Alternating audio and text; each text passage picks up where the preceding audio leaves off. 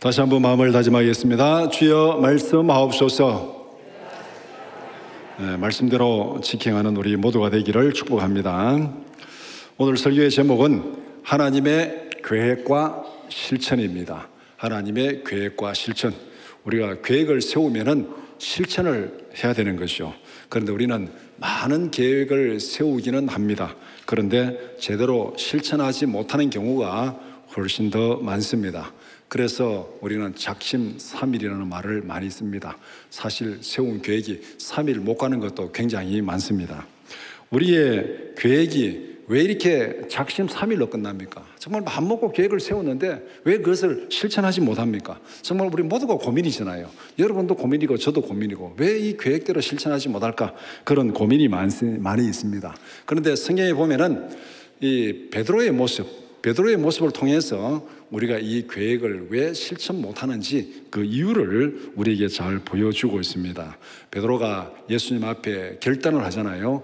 이제 다 나를 버리고 도망가리라 하니까 베드로가 뭐라 그럽니까? 주와 함께 죽을지언정 나는 주를 부인하지 않겠습니다. 이렇게 정말 진심으로 결단합니다. 어떻게 내가 주님을 부인하고 주님을 버리고 도망갈 수 있습니까? 주님과 함께 죽을지언정 나는 그런 일 없습니다. 정말 결단하고 그렇게 계획을 세우고 일을 합니다. 그런데 베드로는 기도에 실패했습니다. 그 일을 하기 위해서는 어떤 계획이든지 그 계획을 성취하기 위해서는 준비 과정이 필요하잖아요. 준비를 잘 하면은 계획을 성공할 수 있고 준비를 제대로 못하면은 아무리 좋은 계획이라도 성공할 수가 없습니다. 그런데 이 예수님께서 말하는 이 계획을 잘 실천하기 위해서는 기도로 준비가 되어야 되는데 베드로는 기도에 실패했습니다. 예수님께서 고난을 앞에 두고 내가 지금 심히 고통스럽고 죽게 되었으니까 나와 함께 기도하자. 그런데 베드로는 제자들은 기도하지 못하고 졸아버렸습니다. 자버렸습니다. 그런데 그 자버리는 제자들을 보고 예수님이 뭐라고 말씀하셨습니까? 마음에는 원이로되 육신이 약하도다. 마음에는 원이로되 정말 그렇게 하고 싶은데 육신이 약해가지고 지금 그렇게 하지 못하는 그 제자들의 모습을 안타깝게 보시고 예수님이 그렇게 탄식을 하십니다. 결과는 어떻게 되었습니까? 베드로가 결단에 실패했습니다. 주님을 모른다고 3번이나 부인해버렸습니다. 그러고 나서 베드로가 자기 모습을 탁 돌아보니까 어떻습니까? 내가 그렇게 결단했는데 그렇게 하기로 다짐했는데 내가 이렇게 실패하다니 이럴 수가 있는가? 그러면서 베드로가 자기를 너무 정말 안타깝고 체량하고 탄식하는 그 모습을 마태복음 26장 75절에 이렇게 말씀합니다. 같이 보겠습니다. 이에 베드로가 예수의 말씀에 닭 울기 전에 내가 3번 나를 부인하리라 하심이 생각나서 밖에 나가서 심히 통곡하니라. 밖에 나가서 심히 통곡하니라. 왜 그랬겠습니까? 정말로 자기는 예수님과 함께 가기를 원했고 예수님을 부인하고지 않고 고난에 함께 참여하기를 원했는데 그렇게 하지 못했어요. 왜 그렇게 하지 못했습니까? 마음에는 원이로되 그렇게 하고 싶은데 육신이 약하도다. 두려움 앞에서 공포 앞에서 그렇게 하지 못하고 부인하는 자기의 어떤 나아가 모습, 처절한 자기 모습을 발견하고 심히 통곡했습니다. 어쩌면은 오늘 우리의 모습이 베드로의 모습과 똑같습니다. 매일매일 계획을 세우고 이렇게 하다고 마음에 다짐은 하지만은 그렇게 살아가지 못하고 오늘도 후회하고 또 내일도 후회하고 늘 후회하면서 살아가는 그 모습이 바로 베드로의 모습과 같습니다. 그런데 하나님의 뜻과 계획은 어떻습니까? 우리의 계획은 늘 실패하고 늘 무너지고 그렇지만 하나님의 뜻과 계획은 무너지지 않고 실패하지 않습니다. 하나님은 뜻과 계획에 있어서 전지전능하신 분입니다. 하나님의 계획은 전능하신 하나님이 이루십니다. 실패가 없습니다. 하나님의 계획과 실천에는 그럼 우리가 어떻게 반응해야 되느냐? 우리의 계획은 늘 무너지고 실패하지만 하나님의 계획은 무너지지 않고 반드시 이루어진다. 그렇다면 우리는 그 하나님의 계획에 어떻게 반응해야 되겠습니까? 어떤 사람이 계획은 열심히 세우는데 늘 실패하는 사람이 나 오늘은 계획 세워서 이렇게 할 거야 하면은 그걸 보는 사람은 어떻게 생각하십니까? 저것도 내일 가면 다 잊어버리고 다 무너지는 거야. 무시하는 거죠. 그런데 하나님의 계획은 반드시 이루어진다. 그러면 우리가 하나님의 계획을 들을 때 어떻게 해야 되겠습니까? 하나님의 계획도 좀 무너질 거야. 실패할 거야. 그러니까 무시해도 돼. 그렇지 않죠. 반드시 이루어진다면은 우리는 그 계획에 순종하고 믿고 따라가야 되는 것이죠. 하나님의 계획은 반드시 이루어진다면 우리는 그 계획을 믿고 순종하는 것, 그것이 지혜로운 길이고 생명의 길입니다. 오늘 말씀이 바로 이 부분을 말씀하고 있습니다. 시편 34편 10절에서 15절을 읽었습니다. 이 말씀을 두 부분으로 나눠서 함께 살펴보고자 합니다. 첫 번째는 하나님의 계획입니다. 10절에서 12절. 그 다음에 두 번째는 계획을 실천하시는 하나님, 13절에서 15절입니다. 먼저 10절에서 12절은 하나님의 계획에 대해서 말씀합니다. 첫 번째는 하나님의 계획과 인간의 계획이 어떻게 다른지 그 차이점에 대해서 말씀하고 있습니다. 하나님의 능력은 인간의 모든 사상과 계획 위에 있다, 그렇게 말씀합니다. 10절 말씀에 여호와께서 나라들의 계획을 폐하시며 민족들의 사상을 무효하게 하시도다. 하나님께서 이 땅의 모든 사람들, 나라들, 민족들의 계획을 폐하기도 하시고 세우기도 하시고 그 다음에 그들의 사상을 다 무너뜨리기도 하시는 그분이 하나님이다, 그렇게 말합니다. 하나님의 계획과 인간의 계획은 질적으로 차원이 다른 겁니다. 인간의 계획은 제한적이고 일시적인 것입니다. 그러나 하나님의 계획은 완전하고 영원합니다. 이것이 인간의 계획과 하나님의 계획의 차이점, 나의 계획과 하나님의 계획의 차이점이 바로 여기 있습니다. 나의 계획은 제한적이고 일시적인 것입니다. 작심 3일이 될 수도 있고 3일이 못 갈 수도 있고 오늘 저녁 잠자리에 들기 전에 계획이 바뀔 수도 있고 이렇게 일시적인 것입니다. 하나님의 계획은 완전하고 영원합니다. 그러면은 이 계획 중에서 우리가 어떻게 반응해야 되겠습니까? 우리가 늘 살아가면서 믿음으로 살아가면서 고민이 무엇입니까? 이 말씀에 순종해야 되냐 말아야 되냐? 이 고민은 결국은 뭐냐? 나의 생각, 나의 계획과 하나님의 계획이 충돌하는 것이요. 이 말씀에 순종해야 되냐 말아야 되냐 고민을 한다는 것은 내 생각과 말씀이 다르다는 것이요, 내 계획과 하나님의 계획이 다르다는 거예요. 그러면은 하나님의 계획을 따라갈 것인가 내 계획을 따라갈 것인가, 이것이 우리가 고민하고 갈등하는 거예요. 근데 여기서 우리 분명히 기억할 것은 나의 계획은, 인간의 계획은 제한적이고 일시적인 것이다. 그런데 하나님의 계획은 완전하고 영원한 것이다. 그러면은 어느 것을 따라야 되겠습니까? 나의 계획을 따라야 되겠습니까? 하나님의 계획을 따라야 되겠습니까? 그래서 오늘 10절과 11절의 말씀을 요약하면은 역사를 주관하시는 분은 하나님이다. 하나님이 역사의 주인이라는 사실을 인정하라. 하나님의 계획은 무너지지 않는다. 하나님의 계획은 영원하다, 확실하다. 그러면은 나의 계획과 하나님의 계획이 충돌할 때는 어느 것을 따라야 됩니까? 하나님의 주권을 믿고 그것에 맞게 자신의 계획을 수정하라. 이것이 바로 오늘 이 말씀에서 말씀하는 내용이에요. 하나님은 모든 민족의 계획을 폐하기도 하시고 모든 사상을 무너지기도 하시니까 하나님의 계획과 나의 계획, 하나님의 생각과 내 생각이 충돌할 때는 어떻게 된다는 거예요? 하나님의 계획에 맞게, 하나님의 생각에 맞게 나를 수정하고 바꾸어 가는 것, 그것이 지혜로운 것입니다. 그렇기 때문에 어떤 일을 계획하고 시작하기 전에 먼저 하나님의 계획을 파악해야 됩니다. 하나님의 뜻이 뭔지를 알고 거기에 맞춰서 내 계획을 세워야 되는 거죠. 만약 이것이 하나님의 계획과 전혀 다른 반대되는 계획을 세웠다면 그것은 어차피 무너지게 되어 있습니다. 충돌하고 무너지게 되어 있습니다. 그렇다면 우리가 이 계획을 바로 세우기 위해서는 먼저 하나님 앞에서 시작하기 전에 하나님의 뜻이 무엇인지를 알고 거기에 맞게 계획을 세워야 됩니다. 이렇게 살아가는 삶의 습관을 우리가 농사일에 비유할 수 있습니다. 농사 짓는 사람들이 농사를 시작하기 전에 이제 3월이 됐고 4월이 되면은 이제 농사하는 사람들이 일이 바빠지잖아요. 이 농사하는 사람들이 제일 먼저 하는 일이 무엇입니까? 계절의 변화를 살피는 겁니다. 계절의 변화를 살펴서 이때는 이런 일을 하고 이때는 이런 씨앗을 품고 이때는 이런 일을 한다. 이것을 달력에다 다 기록해 놨어요. 달력에 기록해 놓은 것이 24절기입니다. 24절기는 다 이 농사일에 맞게 다 절기를 표시해서 이때는 이런 일을 하고 저때는 저런 일을 하고 표시해 놓은 게 24절기예요. 오늘 우리는 농경 문화에서 살고 있지 않잖아요. 그렇지만은 24절기 다는 몰라도 적어도 4가지는 알죠. 춘분, 하지, 추분, 동지. 그래서 동지되면 팥죽 끓여 먹고 뭐 이런 거 있잖아요. 이게 그거 다 하면 24절기는 농사의 계절에 맞춰가지고 뭐 소한, 대한, 또 겨울 이때 되면 또 이제 봄 되면 우수, 경칩 이런 절기들이 나오는 거. 그때 맞춰서 이제 농사일 하는 그것들이 다 이렇게 계획이 되어 있습니다.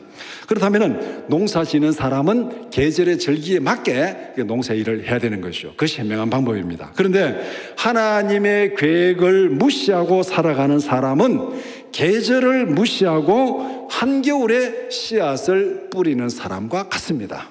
계절을 무시하고 내가 하고 싶다고 한겨울에 씨앗을 뿌리면 어떻게 되겠습니까? 그 씨앗이 싹도 나기 전에 다 얼어 죽어버리겠죠. 이 계절을 무시하고 절기를 무시하고 이 농사를 지을 수 없는 것이죠. 하나님의 계획을 무시하고 살아가는 사람은 장마가 시작될 때 가수원에 농약을 뿌리는 사람과 같습니다. 가수원에 농약을 뿌려야 되는데 오늘부터 장마가 시작한다고 일기예보했는데 오늘 아침에 가가지고 농약 뿌립니다. 그럼 어떻게 되겠습니까? 비에 다 씻겨 내려가고 다 헛수고 되는 것이죠. 바로 하나님의 계획을 무시하고 살아가는 사람은 이와 같은 사람이에요. 계절을 무시하고 한겨울에 씨앗을 뿌리거나 장마가 시작되는데 농약을 뿌리는 그것과 같다는 것입니다. 그렇다면 우리가 이 땅에서 지혜롭게 살아가는 것은 하나님의 주권을 인정하고 역사의 주인이 하나님이라는 사실을 인정하고 먼저 하나님의 뜻을 살피고 그 뜻에 맞게 우리의 계획을 세우고 살아가는 우리 모두가 되기를 축복합니다. 그래서 하루 시작하기 전에 먼저 하나님 앞에 기도하고 하나님의 뜻이 무엇인지를 바로 알고 하루하루 계획을 세워가는 이 하루가 쌓이면 1년이 되고 1년이 쌓이면 10년이 되고 10년이 쌓이면 우리 인생이 되는 거잖아요. 두 번째는 세상에서 우리가 따라가야 할 길이 무엇인지를 말씀하고 있습니다. 세상에는 두 종류의 사람들이 있습니다. 하나는 하나님의 뜻을 따라 순종하며 살아가는 사람이고 다른 하나는 하나님의 뜻에 거역하면서 불순종하는 사람들이 있습니다.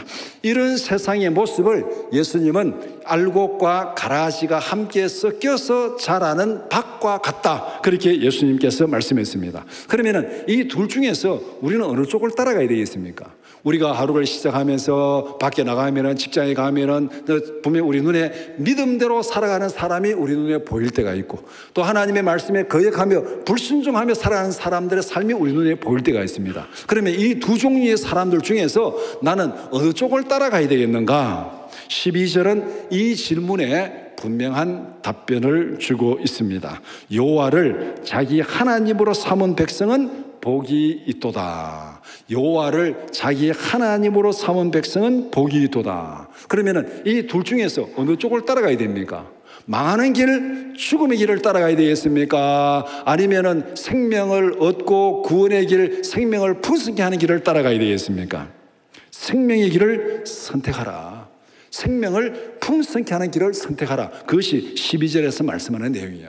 이 세상에는 두 종류의 사람이 있는데 한 종류는 거역하면서 살아가다가 멸망하는 사람이 있고 한 종류는 순종하며 살아가다가 영원한 생명을 누리는 사람이 있고 그 중에서 우리는 어느 쪽을 택해야 되는가? 생명의 길을 택하라. 생명의 길을 택하라. 멸망의 길이 아니라 생명의 길을 택하고 생명을 풍성케 하는 길을 선택하라. 그렇게 말씀하고 있습니다. 하나님이 세상 역사를 주관하시는 주관자라고 그렇게 말씀드렸습니다. 그렇다면 우리가 정말 인생의 복의 근원은 뭐냐? 어떤 것이 복된 삶인가? 진짜 복의 근원은 세상의 조건이나 환경 이전에 먼저 하나님과의 관계가 복의 근원입니다. 하나님과의 관계, 하나님이 세상의 주인이고 하나님이 모든 것을 주관하시는 복의 근원이기 때문에 세상의 환경, 세상의 조건 이전에 하나님이 원하시는 것이 무엇인가? 하나님의 계획이 무엇인가? 하나님과 내 관계가 어떤 것인가? 하나님 앞에 불순종하는가? 하나님 앞에 순종하는가? 하나님의 관계가 진짜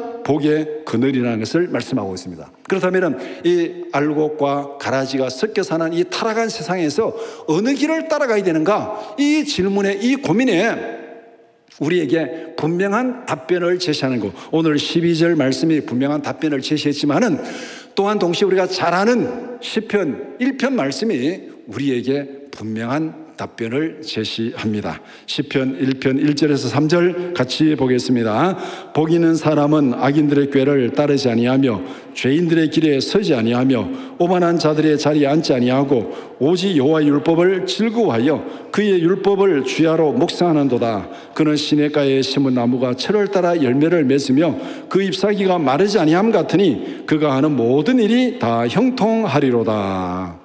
복 있는 사람과 죄인, 악인, 이 두 사람, 두 종류의 사람이 있습니다. 여기에서 하나님의 말씀을 거역하는 악인의 길을 따르는 것과 하나님의 말씀에 순종하는 복 있는 사람의 길, 분명히 두 길이 있고 그 길에서 하나는 시냇가에 심은 나무처럼 풍성한 열매를 맺게 될 것이고 하나는 바람이 날리는 겨와 같이 멸망할 것이다. 그렇게 분명히 말씀하고 있습니다. 그렇다면 우리가 정말 지혜로운 것은 하나님께서 역사의 시작과 마지막까지 우리에게 다 보여주셨습니다. 그 보여주신 역사 가운데서 우리가 따라갈 길은 생명을 살리고 생명을 풍성케 하는 길을 따라가는 우리 모두가 되기를 축복합니다. 어느 것이 사는 길인지, 어느 것이 영생의 길인지, 어느 것이 구원의 길인지, 어느 것이 생명을 풍성케 하는 길인지 그것을 잘 살펴서 그 길을 따라가라. 그것이 하나님의 계획에 맞게 살아가는 삶의 방식입니다.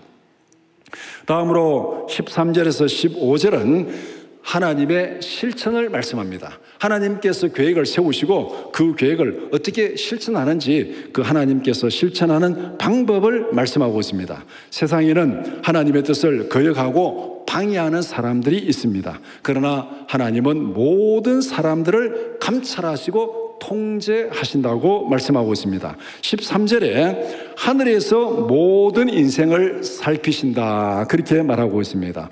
하나님의 관점이 어떤 것인지를 말하고 있습니다. 하늘에서 모든 인생을 살피신다. 그러니까 이 땅에 속한 인간의 관점과는 전혀 다르다는 것입니다. 하나님의 관점은 전지적인 관점입니다. 모든 것을 다 아시고 보시는 거죠. 사방의 형편과 사정을 다 보시고 판단하십니다. 그런데 인간의 관점은 어떻습니까?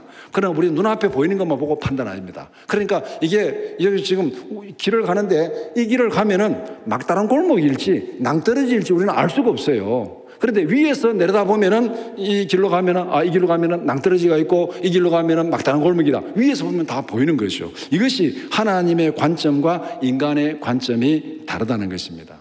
예를 들면은 하나님의 관점은 위에서 드론을 띄워서 보는 것과 같은 거예요. 하나님이 다 보시고 이제 이 사방을 다 보시고 이쪽으로 가라 이쪽으로 가라 하나님이 지시하는 거, 이것이 하나님의 관점이고 우리의 관점은 눈앞에 보이는 것만 보고 가는 거죠. 어느 것이 더 정확하고 어느 것이 더 확실한 방법이겠습니까? 우리가 예를 들어서 어떤 그 집회를 하는데 거기에 모인 인원을 파악하기 위해서 사진을 찍잖아요. 사진 찍으면 내가 서가지고 내 앞에 막 모인 사람들 사진 찍으면 어느 정도 보입니까? 조금밖에 안 보이잖아요. 내가 사진 뽑기 안 보여요. 그런데 거기에 드론을 띄워가지고 사진을 찍으면 그 전체 길거리 전체를 다 보고 그 지역을 다 보고 얼마나 많은 사람들이 모였는지를 다 찍는 것과 마찬가지입니다. 바로 어떤 관점이 더 정확하고 더 안전하겠는가? 하나님은 하늘에서 굽어 살피시고 우리를 인도하시고 나는 내 눈앞에 있는 것만 보고 길을 갑니다. 말할 필요도 없는 것이요. 하나님의 관점이 훨씬 더 정확하고 안전한 것입니다. 우리가 그런 일은 잘 없겠지만 등산을 하다가 산속에서 숲속에서 길을 잃어버렸습니다. 길을 잃어버렸을 때 안전하게 길을 찾아가는 방법이 산 꼭대기로 올라가는 것이 안전하겠습니까? 밑으로 내려가는 것이 안전하겠습니까? 숲속에서 길을 잃었을 때, 숲속에서 길을 잃었을 때는 밑으로 내려가는 것보다는 꼭대기로 올라가는 것이 살아날 확률이 훨씬 더 많다고 합니다. 왜냐하면 꼭대기 올라가서 보면은 전체가 다 보이잖아요. 이 길로 가면 안 되겠구나, 이 방향으로 가면 안 되겠구나, 이쪽 방향으로 가야 되겠구나. 전체를 보고 방향을 잡고 길을 따라가면은 살 수 있습니다. 그런데 숲속에서 방향도 모르고 이 길이 맞겠다 싶어서 막 가다 보면 그 길이 엉뚱한 길로 가는, 그래서 정말 헤매다가 죽을 수 있다는 것이죠. 무엇을 말하고 있습니까? 우리는 먼저 큰 그림을 보고 방향을 잡고 길을 선택해야 됩니다. 그런데 우리가 인생을 살아가면서 역사의 큰 그림과 방향을 보여주실 분은 하나님밖에 없습니다. 우리가 인생을 살아가면서 어떻게 큰 그림을 보겠습니까? 10년 뒤에 우리 일을 어떻게 보겠습니까? 20년 뒤에 우리를 어떻게 보겠습니까? 볼 수가 없어요. 우리는 큰 그림을 볼 수가 없어요. 그러니까 우리는 우리 앞에서 지금 살아가는 거예요. 살아가는데 그 길이 어떻게 될지, 1년 뒤에 어떻게 될지, 5년 뒤에 어떻게 될지 우리는 몰라요. 모르는데 우리가 큰 그림을 보고 방향을 잡고 길을 가기 위해서는 하나님의 도움이 절대적으로 필요하다는 것입니다. 하나님은 위에서 굽어보시고 살피시고 우리를 인도하신다, 그렇게 말씀합니다. 이것은 예를 들면 바로 내비게이션을 통해서 운전하는 것과 똑같습니다. 우리가 내비게이션은 위성에서 이거 나를 추적해가지고 내 방향을 보고 오른쪽 왼쪽 이렇게 방향을 잡아주잖아요. 그런데 약도를 보고 운전해 가면 어떻게 했습니까? 그냥 앞에 있는 거 보고 이쪽 저쪽 하면은 그 길을 잘못 들 때가 너무나도 많잖아요. 그러니까 내비를 따라가는 것, 약도를 가지고 운전하는 것, 어느 것이 더 정확하냐. 요새는 내비게이션이 있어서 길 찾아가는데 별 문제가 없습니다. 복잡한 도시를 가도 내비게이션이 인도를 해주니까 그대로 따라가면 돼요. 제가 서울 뭐 잘 몰라도 강남에 가지고 운전해가지고 가면은 별 문제 없이 다 따라갑니다. 근데 작년에 좀 이렇게 무슨 일이 있어 가다 보니까 자동차에 있는 내비게이션은 이게 좀 프로그램이 낮은데 강남에 들어가니까 먹통이 돼버려요. 이게 촌놈이 서울 가니까 먹통이 돼버리는. 그래가지고 휴대폰 내비 켜가지고 가니까 다 잡아주더라고요. 그러니까 길을 몰라도 내비게이션 켜고 가면은 위성에서 잡아주니까 제대로 가는 거예요. 그런데 내가 그냥 이리 가는 게 맞겠지 하고 하다 보면은 못 찾아가는 거죠. 우리가 인생을 살아가는 것, 하나님의 인도함을 따라가는 것은 내비게이션을 따라 운전하는 것이고, 내 생각대로 가는 것은 내가 옛날에 알고 있는 대로 가는 것. 그런데 요새는 웬만한 곳은요, 한 10년 만에 옛날에 이렇게 하면요 길이 없어요. 그 길이 요새는 길이 막 다 새로 닦아져 가지고 웬만한 곳에 가면은요 옛날 10년 전의 생각은 다 틀려요. 지금 하나님의 내비게이션을 따라서 말씀에 순종하는 우리 모두가 되기를 축복합니다. 두 번째는 이 세상에 하나님의 통치권에서 벗어나는 부분은 하나도 없다, 그것을 말씀하고 있습니다. 하나님은 하늘에서 세상을 굽어 살피신다, 그렇게 말씀했죠. 그럼 우리 이런 질문이 생길 수 있습니다. 하늘에서 굽어 살피시니까 멀리서 보는 거잖아요. 아이고, 하나님 멀리서 보니까 이거만 알겠나? 내가 숨으면 하나님 모르겠지. 멀리서 보면 희미하잖아요. 멀리서 보면 희미하니까 내가 이런 거 하나님 모르겠지, 여기 숨으면 모르겠지, 이렇게 생각할 수도 있습니다. 하나님은 하늘에서 보시기 때문에 세상을 세밀하게 관찰하지 못할 수도 있다, 이런 질문이 생길 수도 있습니다. 그런데 하나님이 감찰하시는 카메라의 해상도는 우리의 상상을 초월하는 것입니다. 우리가 간혹 신문을 읽다 보면 이런 기사들이 나오잖아요. 요새 정찰기에 정찰 위성들이 보면 위성에서 딱 사진을 찍으면은 자동차 안에서 사람이 내린 것까지 다 보인다고 그런 기사들 아마 여러분 본 적이 있을 것입니다. 그만큼 이 위성에서 찍는 사진도 해상도가 높아가지고 자동차까지 다 이렇게 파악하는 그런 정도로 해상도가 높다, 이렇게 말하고 있잖아요. 그런데 하나님께서 하늘에서 굽어 살피시는 그 카메라는 우리의 상상을 초월합니다. 하나님의 카메라는 껍데기만 보는 것이 아니라 모든 사람들의 마음까지도 다 보고 계십니다. 우리의 생각까지도 보고 계십니다. 그것이 15절에서 말씀하고 있잖아요. 세상에 이런 카메라가 있습니까? 세상에 엑스레이 찍으면, CT 찍으면 몸 안에 있는 거 다 보이잖아요. 몸 안에 있는 모양만 보이지 그 안에 생각이 보입니까? 그 안에 우리의 감정이 보입니까? 우리가 지금 사진 찍으면 기뻐하는지 우울증에 빠졌는지 그 사진에 나타납니까? 나타나지 않잖아요. 그런데 하나님의 카메라는 우리 안에 있는 것만 볼 뿐 아니라 우리의 생각, 감정, 동기까지도 다 보고 계신다, 그렇게 말씀하고 있습니다. 그러면 이 말씀이 우리가 말하는 핵심이 뭡니까? 간단히 정리하면은 우리가 하나님 앞에서 숨길 것이 있다, 없다. 하나님 앞에 숨길 것이 있습니까, 없습니까? 없어요. 이 말씀하는 의도가 뭐냐면은 하나님 앞에 숨길 것이 아무것도 없다. 하늘에서 굽어 살피지만은 하나님은 우리의 마음의 생각, 마음의 동기까지도 감찰하시기 때문에 하나님 앞에 우리가 숨길 수 있는 것은 아무것도 없다. 그렇다면은 하나님 앞에서 거룩하고 투명하게 살아가고 있는가? 이 질문이 오늘 말씀 우리에게 던지는 질문입니다. 하나님 앞에 숨길 것이 아무것도 없습니다. 그렇다면 우리는 하나님 앞에 거룩하고 투명하게 살아가고 있는가? 사람 앞에 보이기 위한 것이 아니라 하나님 앞에서 진실한 믿음의 삶을 살라는 것입니다. 우리는 어차피 하나님 앞에 숨길 수 없어요. 숨길 수 없다면 그러면 어떻게 하는 것이 현명한 것입니까? 미리 털어놓는 거예요. 미리 털어놓는 거. 미리 털어놓는 거예요. 내가 아무리 감추려고 해도 하나님은 어차피 알고 있습니다. 미리 털어놓아요. 털어놓으면 우리가 뭔가 좀 힘든 거 아니냐? 우리는 다 죄인입니다. 모든 사람이 다 죄인입니다. 죄 없는 사람은 한 사람도 없다 그랬습니다. 그러니까 내가 털어놓아도 죄인이고 털어놓지 않고 숨겨도 죄인이고 어차피 죄인이에요. 그러면은 어느 쪽이 더 현명한 거예요? 어차피 죄인인데 숨겨도 죄인이고 감추어도 죄인이고 털어놔도 죄인이면은 하나님 앞에 다 털어놓자는 거예요. 털어놓자는 거예요.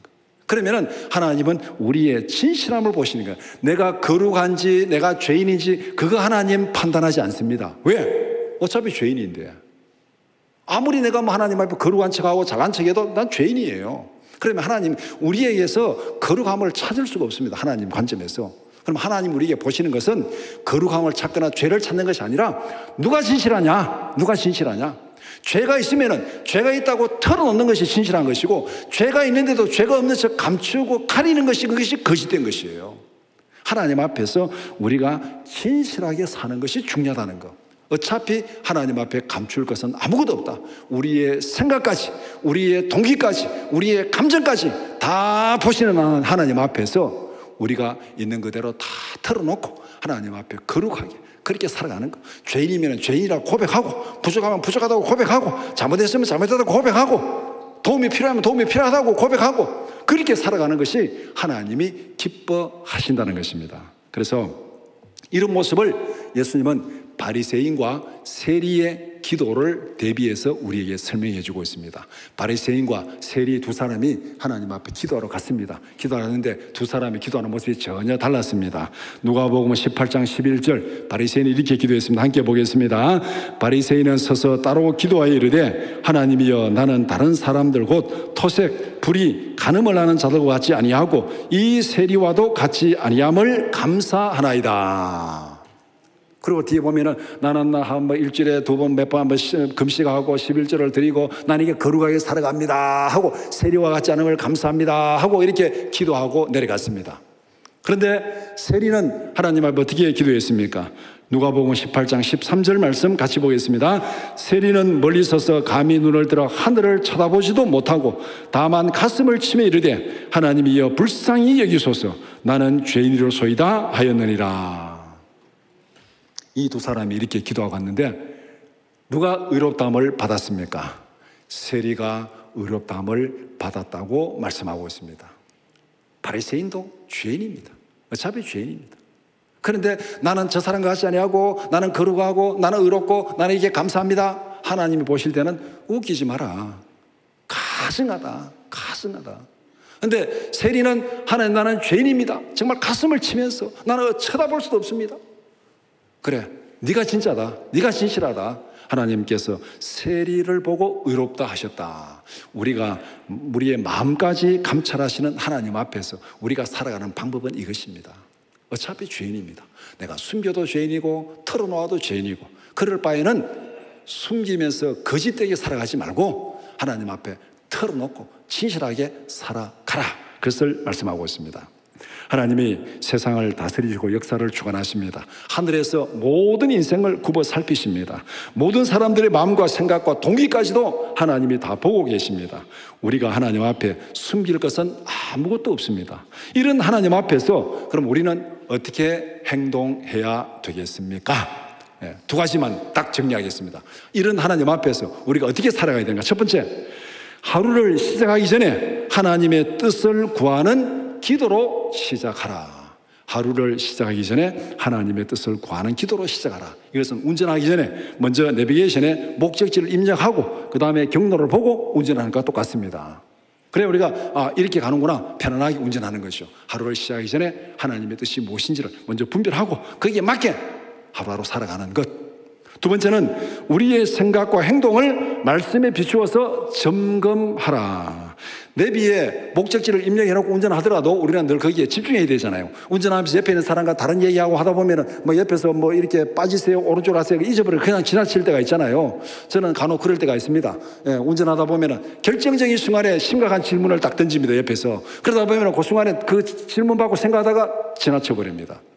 우리가 내비를 맞춰놓고 운전해도 늘 거기에 집중해야 되는 거죠. 우리는 잘못 갈 수 있습니다. 그럴 때마다 우리는 늘 점검하고 잘못 갔으면 바로 잡아야 되는 것이죠. 그래서 날마다 하나님의 말씀에 비추어서 자신을 점검하고 회개하는 삶이 필요합니다. 그러니까 첫 번째는 하루를 시작하기 전에 먼저 하나님의 뜻을 분별하는 기도를 하고 하루를 시작하고, 그 다음에 날마다 거울을 보듯이 하나님의 말씀에 비추어서 나 자신을 점검하고 살피는 그런 삶이 필요합니다.